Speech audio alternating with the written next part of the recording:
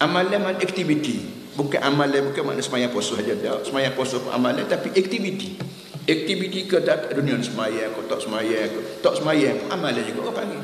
Pelawak tak pelawak pun amalan juga. Tak pelawak kerana kita lawan benda kotor, amalan juga. Sebagai aktiviti kita beringat molek supaya aktiviti mu ni boleh membuat bekal pada akhirat. Kita pergi masuk ke kubur, pergi tinggal kita rumah. Timah, pakak, lagu apa semua tinggal kapung belakang masuk lagu kubur sebatang karuh lagu mana kalau kita ada azab kubur, kita ada nikmat kubur.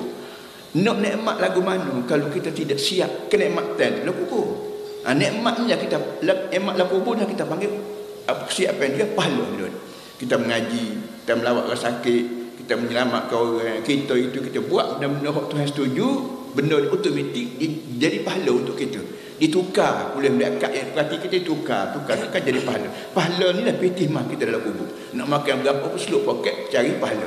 Nak berapa, nak makan, nak minum, nak seronok pun seluk poket cari pahala. Bukan seluk poket cari duit dah. Duit tinggal atas darat habis.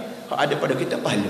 Ini ajaran agama, bukan ajaran falsafah, bukan ajaran teori dah. Ini ajaran agama.